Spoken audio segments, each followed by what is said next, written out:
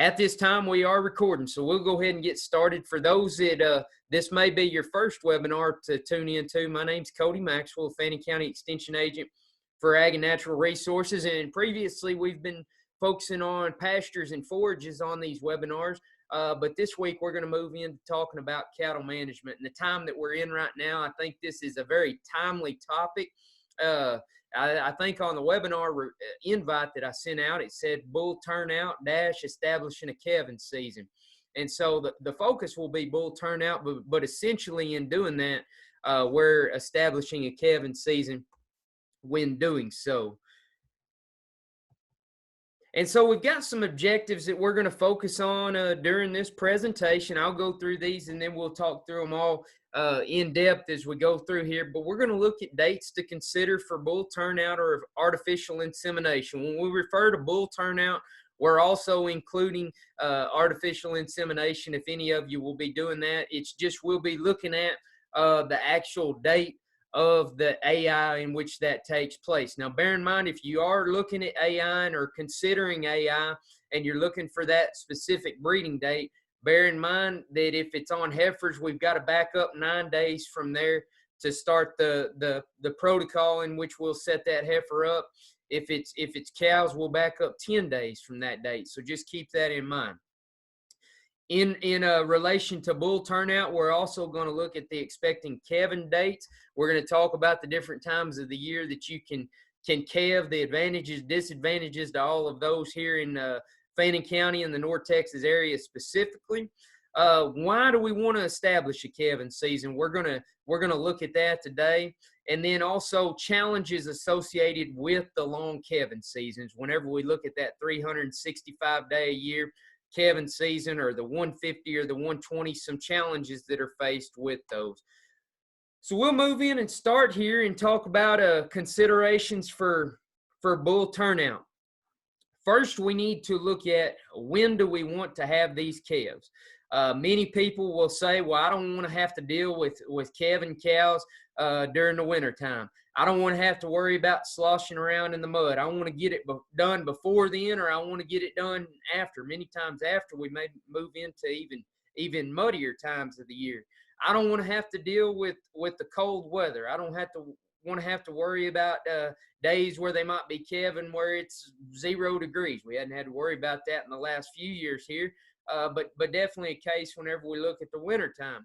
Other times of the year that may look at some negativity is I don't want to have to calve cows whenever it's 90 degrees outside.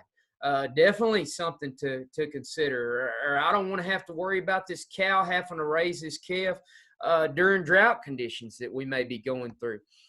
That's all things that we want to consider whenever we're thinking about when we want to turn out these bulls to establish that calving season. And there again, when we turn the bulls out, if there's cows in heat, that's going to determine when that calving season is going to start.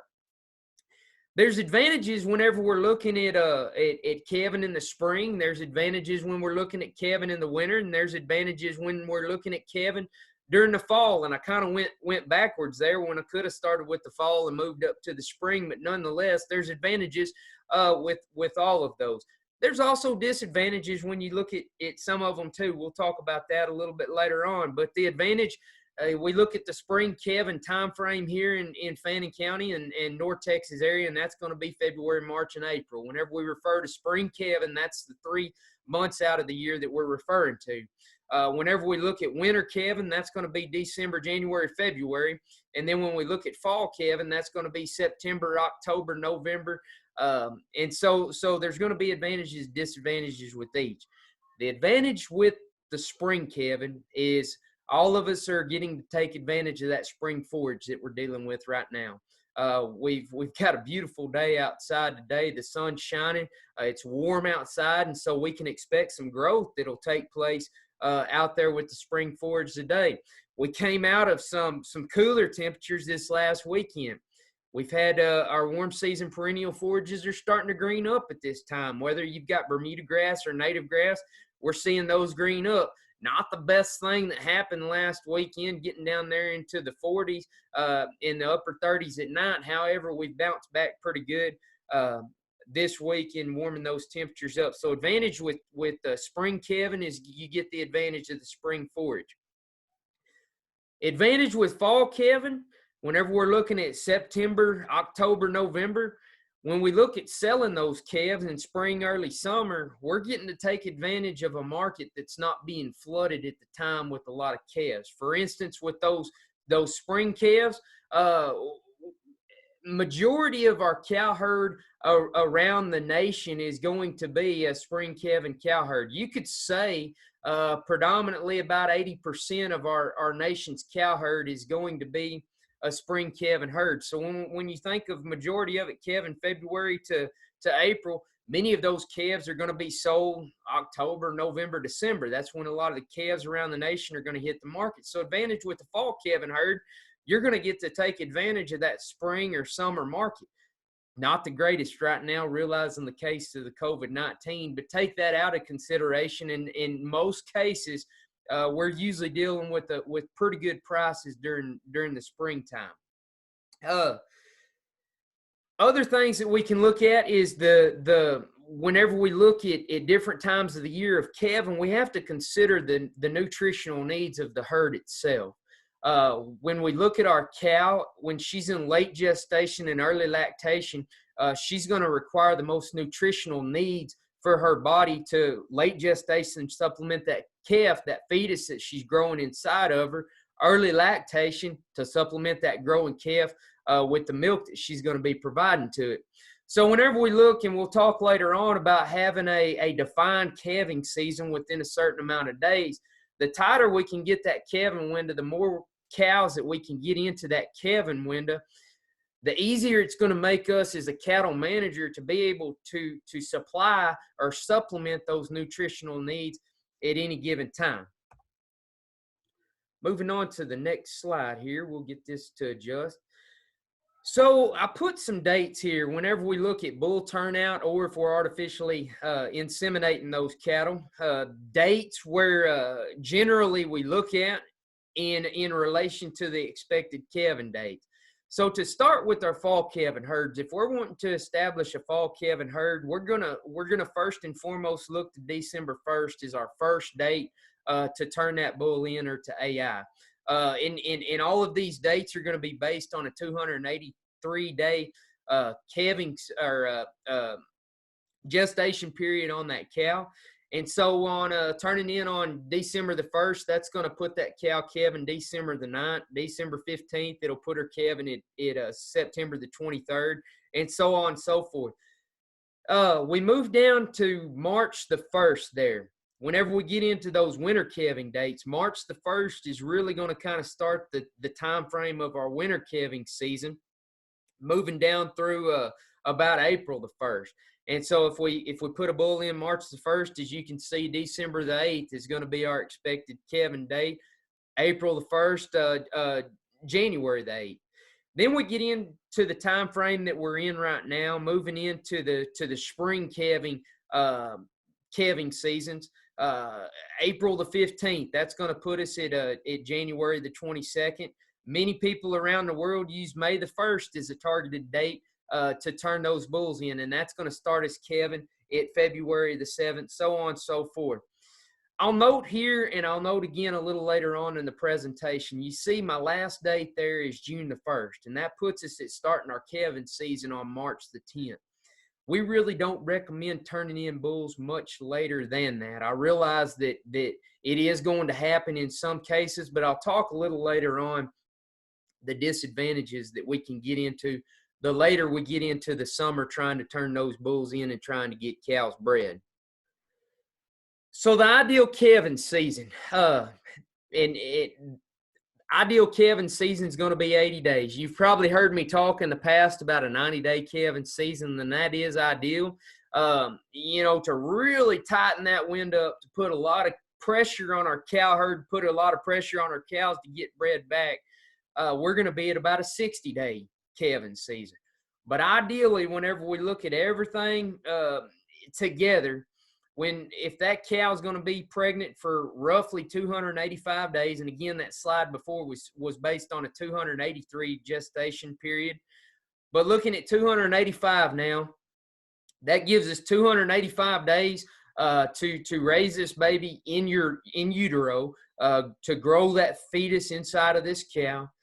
80 days for calving season, and then included in that 285 days is we're going to have 80 days for bull exposure in there. We'll talk about some advantages, disadvantages to that a little bit later on. And if you're not in that calving window right now, in an 80-day calving season, don't worry about it. We're going to talk about how to get there as we move along here. So why should we have an established calving season? We've talked about bull turnout. Now we're going to look into the calving season itself. Well, number one is improved herd fertility. And so many times what you'll see, those of you that have an established or defined calving season, whether it's 60 days or 90 days, if you've been doing that for quite some time now, you want to look at that first 45 days, or even better than that, the first 30 days. How many cows can we get calving in that first 45-day period of that calving cycle, that calving season that we're dealing with? By pulling bulls, by turning in bulls, pulling them after a certain amount of days, what we're doing is we're putting pressure on those cows. We're putting pressure on that cow herd to say, look, you're in my pasture. I'm your boss. You're my employee. Your one job out there is to take care of yourself, to get bred, to grow a baby inside of you, to have a baby, to raise a baby, to wean that baby off and hit repeat. That's her one job as a cow in our pasture. And quite frankly, if she's not doing that job, then she's costing us money. And as we all know right now, in the time that we're in, we don't need a cow out there that's costing us money. And so by turning bulls in and pulling them after a certain number of days, we're going to put pressure on that cow herd, which in turn is going to improve that herd fertility. You're going to have more uniform calf crops. It's going to allow you to have calves that are more like in size, more like in weight. And as you see, as we go down through this list here, that's going to be more palatable to a buyer later on down. It's going to allow us to have heavier weaning weights. I'm going to show you some research and some charts a little later on in this presentation that's going to prove that be the case. The ability to raise more fertile replacements. We can look at it and try to determine at what rate of heritability is getting bred back, or fertility per se going to be. But there is going to be a rate of heritability there for that. And so by having these more uniform calf crops, by having these calves at a tighter window, you could say, same size, same weight, then what we're going to find from that is if we're able to select replacement heifers off of the front end of that cow herd, or off the front end of that calf crop, that means that her mama was on the front end of the calving herd too. And we can hope that some of that's going to be heritable down to her. And therefore, she's going to have a better opportunity with being an older calf in that calving season to get bred back at a quicker rate. More marketing options for the calves. Whenever we have a tighter window, whenever we have calves at a more uniform size, more uniform weight, we're able to market these calves more so as a group. As you can see the calves on the screen right there, majority of them baldy calves, some motley face that's mixed in with that particular group right there. But you can see right across the board, all these calves was born in about a 10-day period right there, all of those particular calves that I'm showing you. And so just that group of calves, there's 7 of them in the screen there. We'd be able to market that group of 7 calves together, because hopefully they're all going to grow at the same rate. They're all going to have a similar average daily gain as we go through their life up to weaning. And so we'll be able to keep them calves together, market them as a group. And that's going to hopefully allow us to achieve some higher premiums or added value on those calves. And then, as I mentioned in previous slides, the ability to target herds' nutrition and their health needs at a more uniform time frame. If we've got our whole cow herd that's going to be in late gestation at one time and early lactation at one time, we're going to be able to meet those nutritional needs all together, rather than having a 365-day-a-year calving season And we may have some cows that are weaning calves. We may have some cows that are in late gestation. We may have some cows that are in early lactation. We may have some cows that have calves that are 4 or 5 months old on them. And then some cows that may just be 4 or 5 months bred. And so as you can see, whenever we stream out that calving season, quite frankly, it's kind of confusing to say all of that together. And just imagine you as a producer trying to manage all that out through there with your cow herd when you have that calving season strung out. So on this slide here, we've got a little bit going on there. And so I want you to refer to the left-hand side of your screen, and it says time of birth by 20-day interval. So we've got the first 20 days of calves being born, the second 20 days, third 20 days, fourth 20 days, fifth and sixth 20 days as we go down through there. This was a study that was done, as you can see, it dates back quite a bit ago, 1973, by some gentlemen there. It was in the Journal of Animal Science. This research was peer-reviewed, published here. You can see many calves that were born down through there, 77 in the first 20 days, 264 in the second 20 days, 244 in the third 20 days, so on and so forth. We decrease as we go down. Now I want you to look at the next column. We look at the weaning weight there. We start off at 443-pound weaning weight, and we get down to the final 20 days, the 20 days, and we've dropped all the way down to a weaning weight of 375 pounds. I also have you note as you move to the final column right there, ADG, that stands for average daily gain in pounds. So what that means is that first number there, 1.76, means that this calf is gaining 1.76 pounds per day. You drop down to the bottom side of that column, in the calves that were born in the last 20 days of those 6 groups, and they've dropped down all the way to 1.59 pounds that they're gaining on a daily basis. And so what I want to point out here, and what this slide is saying, is that there is a 10% decrease in weaning weights when we go from the first 20 days, calves that are born in the first 20 days of that calving season. There's a 10% decrease in weaning weights when we drop down to the calves that are born in the last 20 days of that calving season. When you look over at the average daily gain, on the average, there's going to be about 1/10 of a pound per day of gain that's lost in that. Well, if you contribute that to the overall health and vigor of the calf, and we're taking that calf on to a weaning period, a preconditioning phase, or a background period, if that continues on during that phase, then we're actually going to lose a little bit on them calves per calf on the pound of gain daily.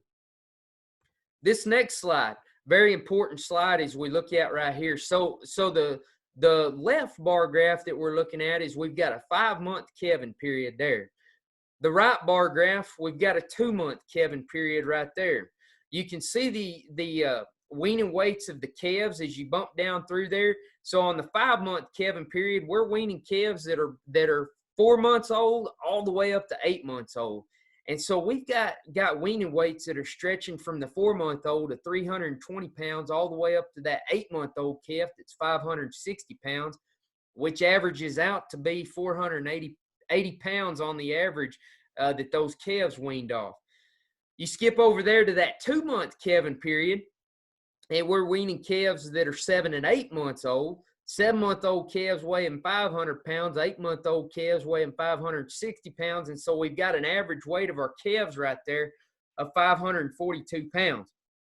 So when you look at this comparison, some things that we can take out of this is that we've by doing the math, obviously we've got a 62-pound difference there in the weaning weights of calves that were born in the 2-month period versus the cow herd that was calving for 5 months.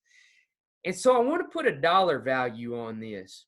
When we look at that 62-pound difference, and I'm going to say $1.45 per pound. I know that some may not be seeing that, especially if we look at the futures. We're not seeing that. But if we kind of stay in that cash market right now for this week that we're in, I'm going to value this on the average of $1.45 a pound per calf. We're averaging steers and heifers together right there.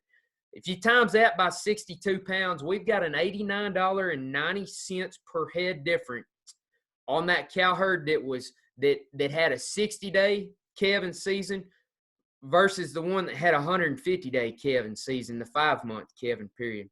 $89.90 per head difference. If you've got 10 calves in a group that you're weaning, we'll just say that both of these groups had 10 calves in them.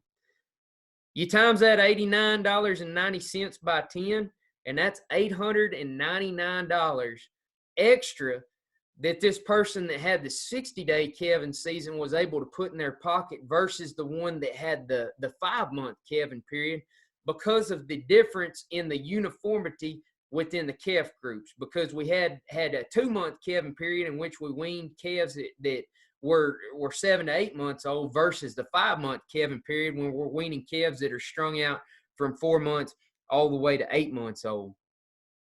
So you look at some challenges, and you may be sitting there listening saying, well, man alive, I just want this to be a lot easier than it sounds. Well, that's what we're going to do on this slide right here.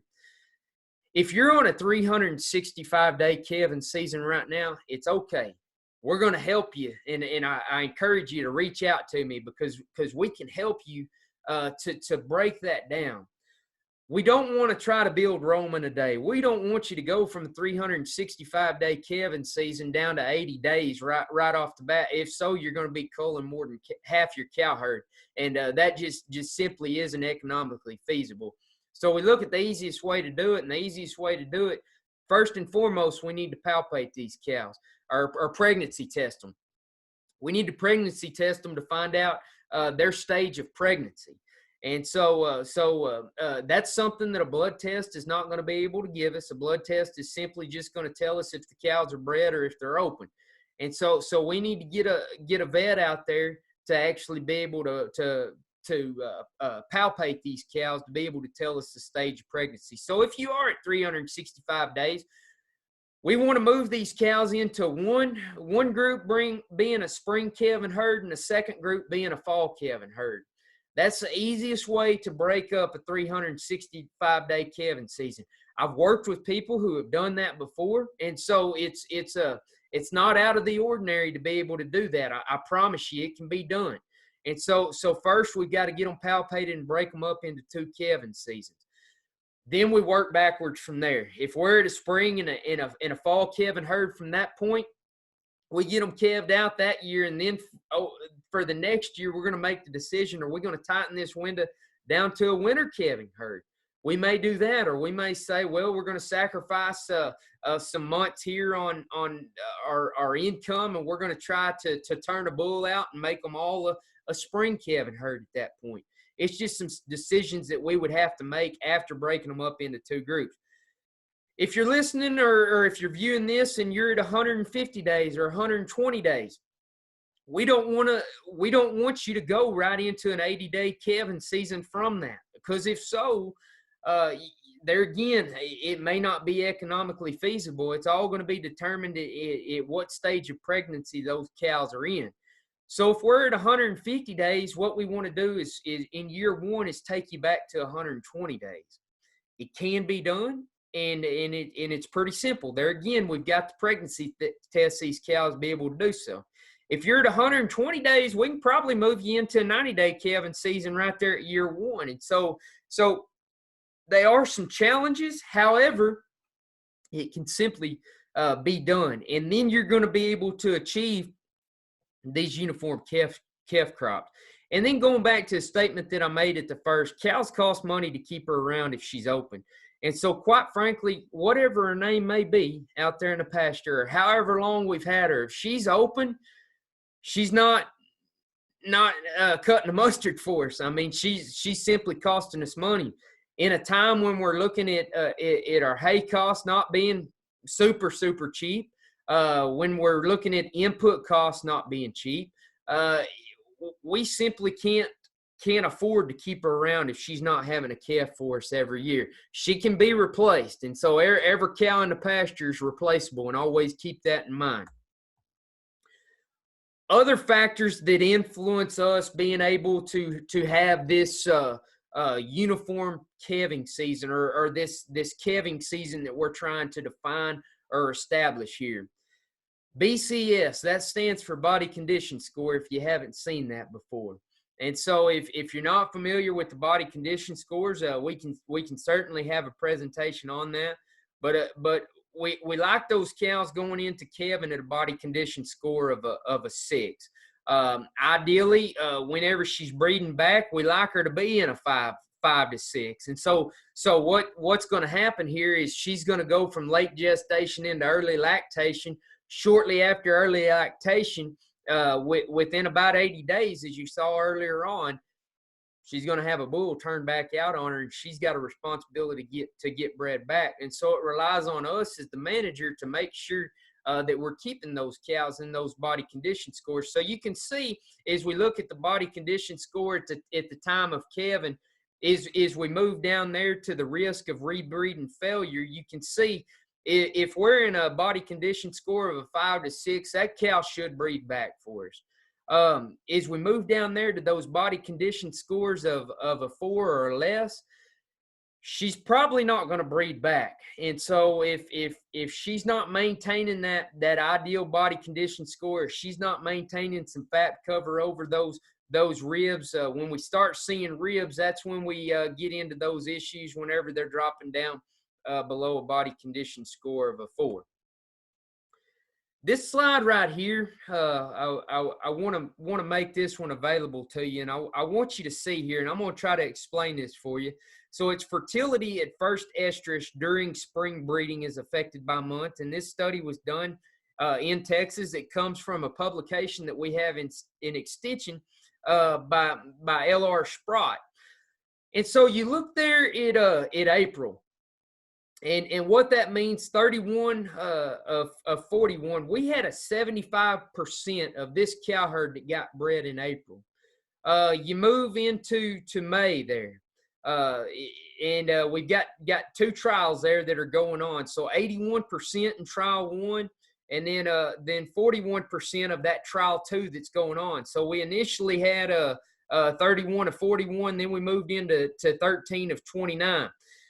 Then we move into June. In trial 1, we only had 58% of those that got bred, and 45% on that second one. You move into July, we drop down to 11 head out of 67 that got bred. And then we move into July through September, and we have 3 of 19 that got bred in that trial 2. And so you may be looking at this and wondering, well, what in the world does all this mean? Well, the fact of the matter is we have some fertility issues and libido issues that we're dealing with once we get into those hot summer months in Texas. When you try to make a bull work in July through September, I don't know how many of you have observed bulls at that time, but many times they're up underneath the trees or they're standing out in the pond. It's going to be real tough to get a bull to want to work once we get into those hot summer months. So when we look at those bulls being out on those cows 365 days, or when we look at trying to calve cows out later than about April, that means that bull's going to have to be in there. If you refer back to the slide when we were talking about bull turnout, expected calving dates, if you remember on June the 1st, that meant that we had a March 10th calving.